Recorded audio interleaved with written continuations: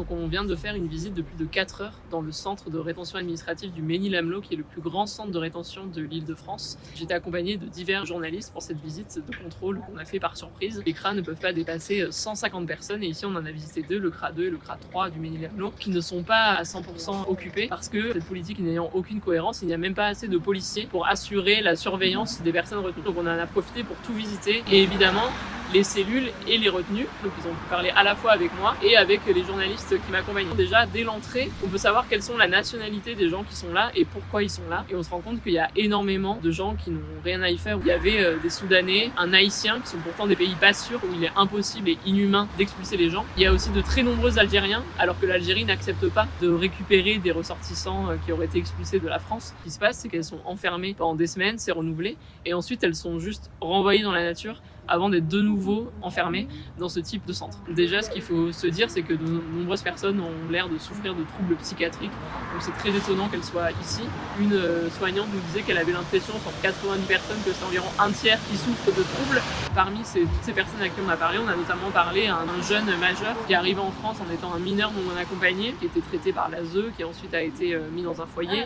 Il faisait une formation et il a été interpellé, il a 21 ans ou 22 ans, il arrive en France vers 16 ans, parce qu'il n'avait pas de titre de séjour à jour ou ça n'avait pas été renouvelé.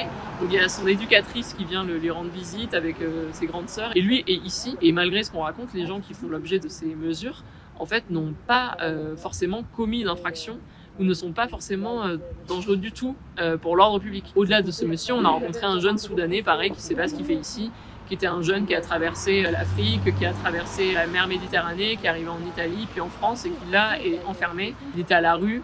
Ça fait 7 ans qu'il est en France et au lieu donc d'être aidé, il se retrouve enfermé ici alors qu'il n'a jamais commis quoi que ce soit, il n'a jamais été placé en garde à vue, il n'a jamais été condamné pour quoi que ce soit. Donc il y a à la fois des gens déjà condamnés mais qui ont purgé leur peine et des gens qui n'ont absolument rien fait et donc un défaut de titre de séjour. Beaucoup de gens nous ont parlé, nous ont dit qu'ils avaient un CDI, qui sont en France depuis des années, certains depuis 35 ans, 20 ans, qui ont des enfants ici, leurs enfants sont français, nés en France, scolarisés ici. Bref, il n'y a aucune raison de leur imposer une telle rupture familiale qui est inhumaine. Et ce qui est ressorti aussi des discussions qu'on a pu avoir, c'est le traumatisme, la peur au ventre d'être expulsés dans des pays où soit ils ne sont pratiquement jamais allés, soit ils n'ont pas du tout envie d'aller parce qu'ils n'ont pas d'attache familiale, ils n'ont personne là-bas et toute leur vie est en France, ils se sentent français. Et comme on est à côté de Roissy, ils voient des avions toute la journée, en se demandant si le prochain avion sera pour eux. Ils nous disent de ne pas dormir la nuit, avoir peur, d'être tout d'un coup expulsés. D'ailleurs là on est dans le deuxième CRA où tout le monde est venu nous parler tout d'un coup à la grille en disant madame il nous faut la justice, on comprend pas pourquoi on est là et qui veulent tout simplement reprendre une vie normale. D'autres demandent carrément à retourner volontairement mais c'est très rare et